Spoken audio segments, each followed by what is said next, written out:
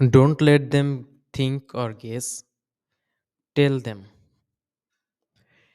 এই স্ট্র্যাটেজিটা অনেক বেশি ইম্পর্ট্যান্ট যখন আমরা কোনো কনটেন্ট ক্রিয়েট করতেছি বা কোনো ক্লায়েন্টকে ডিল করতেছি বা কোনো কারোর সাথে কমিউনিকেশন করতেছি। কাউকে কোনো একটা হিন্টস দিয়ে তাকে ভাবার জন্য ছেড়ে দেওয়াটা খুবই রিস্কি।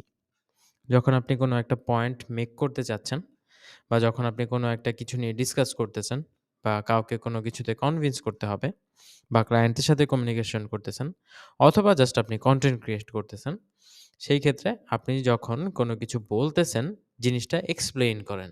আপনি কি মিন করতে চাইছেন জিনিসগুলা এক্সপ্লেইন করে তাকে বুঝায় দেন। তাকে গেস করতে ছেড়ে দিয়েন না। তাকে ভাবার জন্য ছেড়ে দিয়েন না। এটাতে কি হবে যে আপনি যেই মেসেজটা তাকে ডেলিভার করতে চাচ্ছেন, সে সেই মেসেজটাই পাবে অ্যান্ড সে সেটা নিয়েই আগাবে।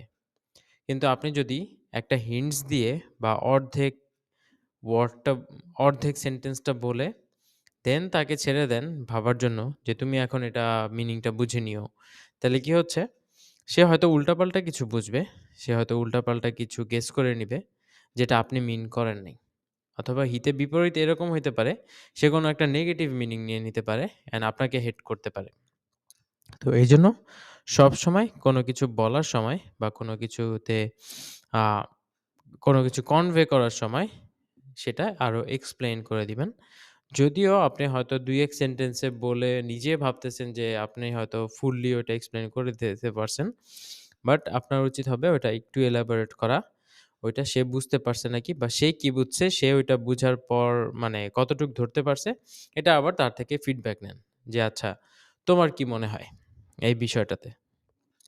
দেন সে যেই অ্যান্সারটা দিবে তাতে আপনি বুঝতে পারবেন যে সে আপনার কথাটা ধরতে পারছে নাকি। তো এটা ক্লিয়ার কমিউনিকেশনের জন্য অনেক বেশি ইম্পোর্টেন্ট। এটা ক্লায়েন্ট কমিউনিকেশনের ক্ষেত্রেও সত্যি অ্যান্ড আপনার ডে টু ডে অপারেশনে, ডে টু ডে কমিউনিকেশনের ক্ষেত্রেও সত্যি।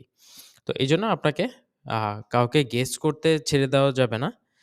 কেউ কোনো কিছু বললে বা আপনি কোনো কিছু কাউকে বুঝাইতে গেলে আপনি এক্সাক্টলি কি বলতে চাচ্ছেন ওইটাই বলবেন। Don't let them guess, don't let them think, just say it properly, say it in details. এটাই ছিল ছোট একটা থট। কথা হবে নেক্সট পডকাস্টে।